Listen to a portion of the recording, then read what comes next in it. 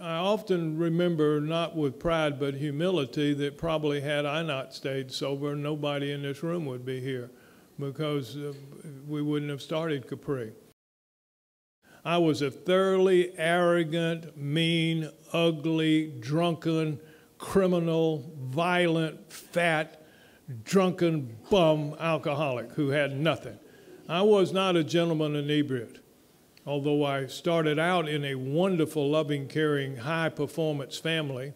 My dad was a World War II decorated Silver Star Harvard Business School graduate full colonel, and my whole family in that little South Alabama Bible Belt town of Hayneville were doctors and lawyers and judges and responsible citizens, but I became the outcast.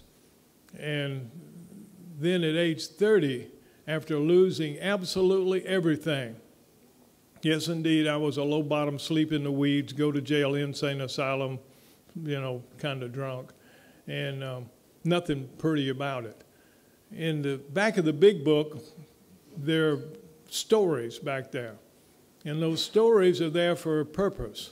It tells us, in fact, James read it a little earlier, it says, our stories disclose in a general way what we used to be like, what happened, and what we're like now. And that, of course, is exactly what Anuska did a minute ago. It is the miracle of the change. It is the difference in the way it was and the way it is now that becomes the miracle of recovery. And so it's necessary to share both of them. It is not a negative affirmation for somebody to get up and say, my name's Tom, I'm an alcoholic. It is a very important reminder, lest I forget.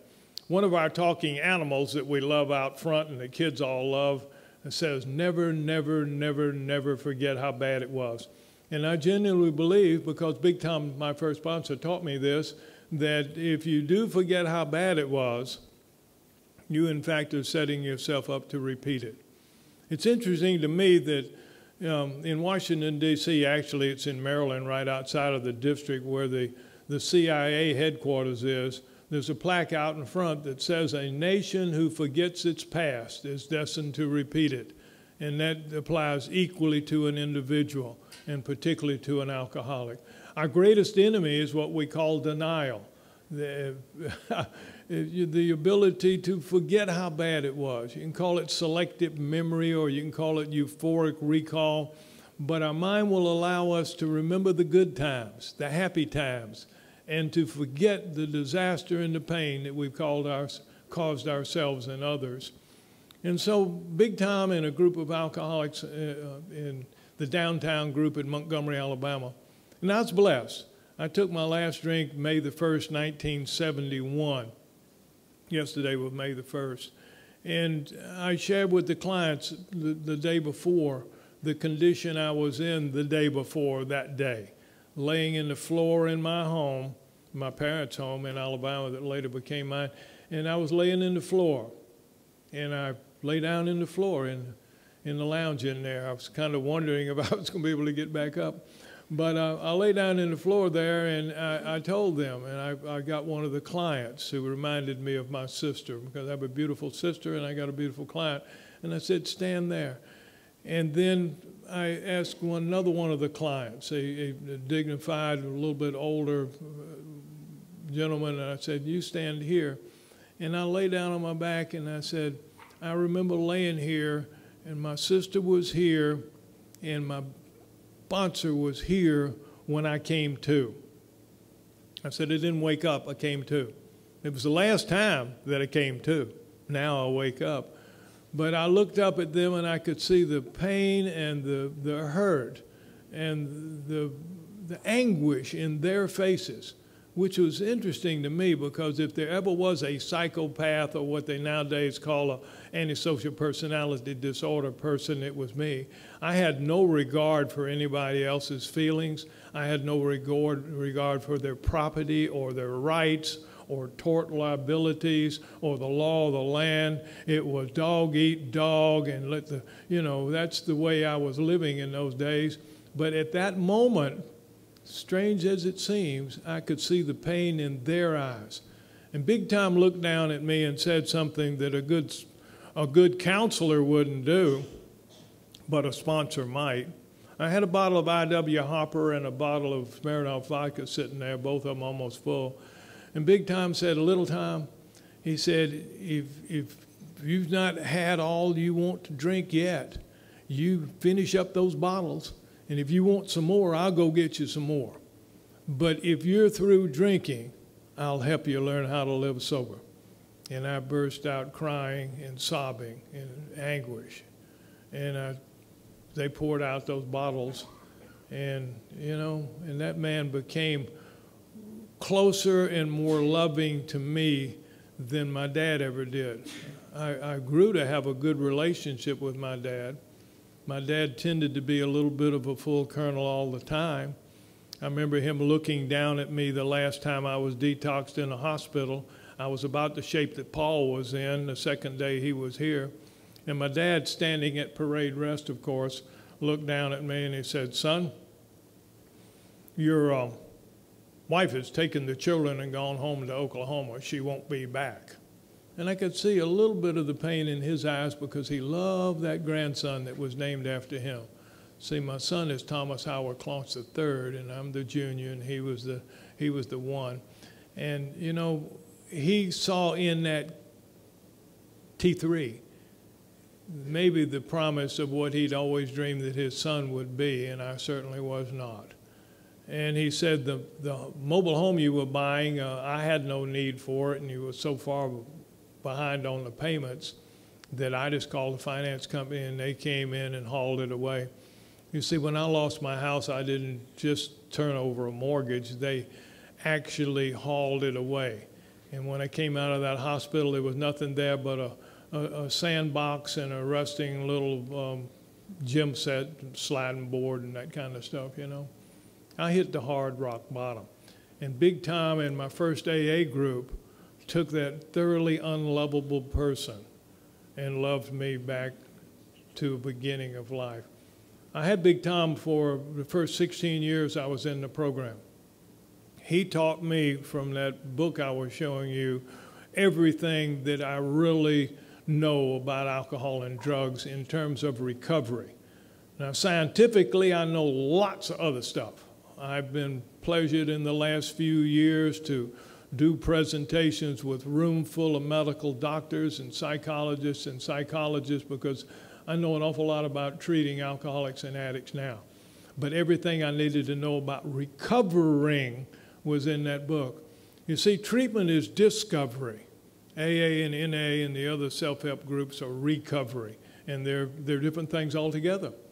In fact, I often think that what we do here in treatment is, in fact, make the bottom hit the alcoholic so that they can discover what the problem is, and then they can affiliate with long-term support for recovery.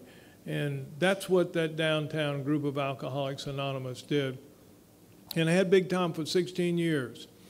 First, he adopted me. Then later on, much to my surprise, my wife and children came back, showing that it is a family disease and that she was pretty wacky to come back. But we managed to get on with our life, and I had Big Tom for 16 years. Right before he died, because first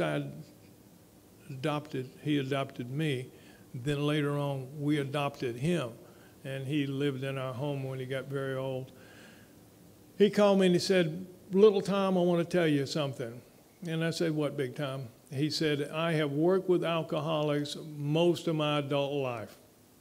He never got married, never had children of his own, and he kind of dedicated his life to AA, not as a professional, but he lived in a halfway house for alcoholic men, kind of like Wings Trust here, and he was a little volunteer house manager. But he was blind in one eye and could not see out of the other one. He was legally blind. He worked in a little snack bar in the U.S. Post Office that the Blind Institute runs, and he would go in there and you know, supply coffee and snacks for the postal employees. And he said, "Little Tom, I worked with AA all my life." And then he said something that I was somewhat aware of because we talked about it, but he said, "Little Tom, you're the only one I worked with that has stayed sober." You know, I think about that an awful lot.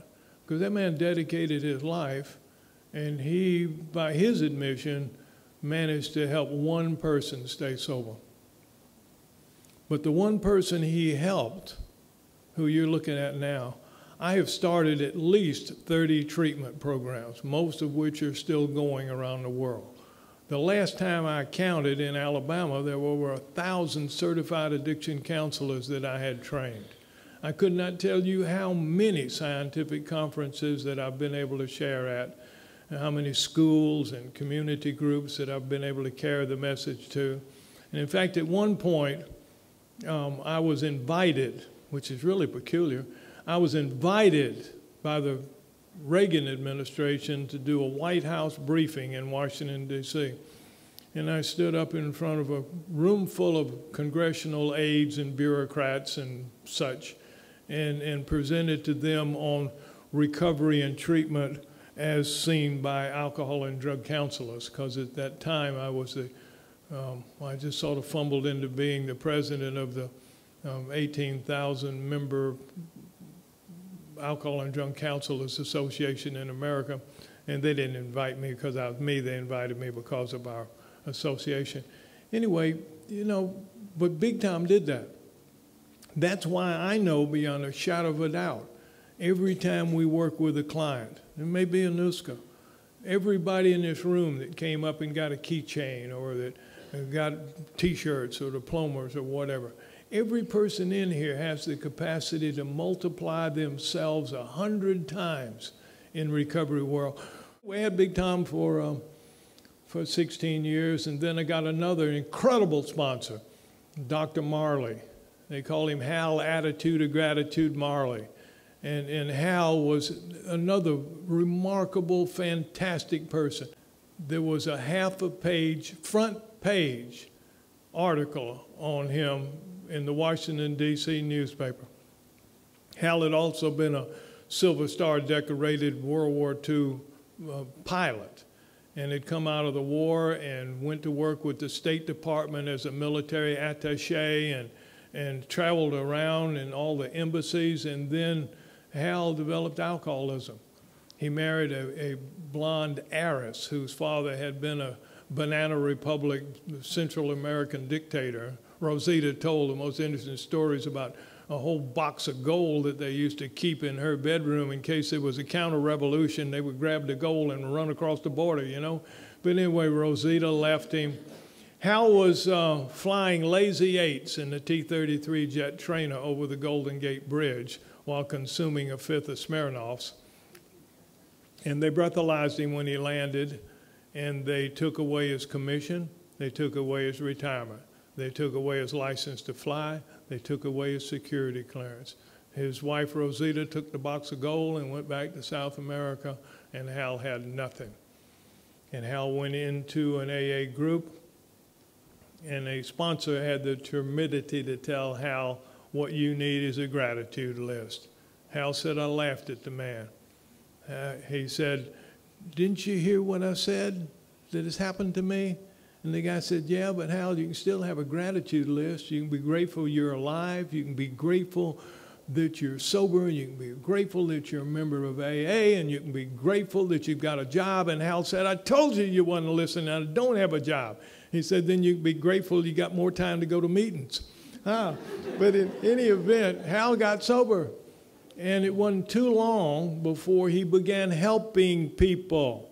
The first sentence in chapter 7 in that book that James read from says, quote, nothing will so ensure immunity, may I italicize that, immunity from drinking as intensive work with other alcoholics. Hal began to help others, and the word got around, and then he got his retirement back, and he got his security clearance back, and he got his pilot's license back, and Rosita came back.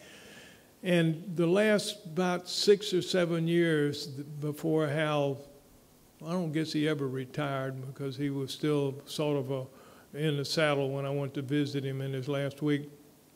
Hal flew all over the world in the Secretary of State's Learjet, or visiting embassies and consulates and doing interventions on important military and civilian government people who had problems with alcohol and drugs. Came to New Zealand 2 times during his career. Incredible man, you know. And so he got his entire life back and did better, and he helped people. I have a sponsor now who should be here. His name's Peter. Peter's just an old Kiwi bloke, just about as old Kiwi bloke as you can get. And he is noted in the Hamner Springs area as being the person you call if you have somebody that needs help. And the only reason he isn't here tonight is because the same week that June was diagnosed with cancer, his wife Jo was diagnosed too. But, you know, bless her heart, her chemo worked, and she's in full remission now, but she still has some really bad days. So Peter sends his apologies because he's been here a number of times. So I'm a very humble, grateful, proud, happy, serene person. I've had some incredible challenges, but then I go look in the mirror and I say, Tom, you've been telling these drunks for 35 years that challenges are growth opportunities. So it must be something I got to grow. And, you know, and that's what we're about. When I tell people about recovery, I never tell them recovery is about the absence of problems in life. And I want you to understand this if your clients or family members here tonight. Recovery is not about the absence of problems in life. Recovery is about the ability to deal with those problems when they come along, because they will. And they will take a task. We are, in fact, human beings, fallible human beings. You know, just because you recover doesn't make you something special. I mean, when you recover, sports fans, you just break even with the rest of those folks that never were drunk to begin with. You know? So if your wife asks you to take the trash out, you don't need to feel offended. What do you mean take the trash out? I just got through rehab. I'm sober now. Take the trash out. So I want to thank all y'all for coming. I want to thank Guy and Sue for starting Capri and some of the difficult challenges that we've overcome, and they're not all over yet. We still work diligently to do the things that are necessary to keep Capri certified and licensed and financially viable, and it is not easy. The nature of New Zealand is such that the mentality here is with the National Health Service and the bureaucrats in the government that most of the people believe that health care is just something the government takes care of. And of course, we chose to have a private program in a different kind of model and get no government funds or subsidies at all. And most of the time I was telling somebody we really don't want any. Sometimes when we're about to go broke, we wish we had some, but what this allows us to do is to be very independent. We are thoroughly dedicated to what is called the Minnesota model, which talks about an interdisciplinary treatment team treating the disease with dignity and respect in a medical model, with total abstinence being the only viable ethical goal of treatment, and also very compatible with the 12-step mutual help groups. And that's what Capri is all about. So the reason we do everything we do is to provide the very best opportunity that we can possibly have to help families and help people recover from this devastating disease of addiction. So I want to thank you for coming tonight. We have one more little special thing, some music from one of our clients, and then we'll finish up and we'll have the Serenity Prayer and we'll eat cake. So will our musical interlude, you coming forward, or are you doing it back there, or are you marching down like 76 trombones? What's the plan? Everyone straight out, God bless America, and especially Alabama and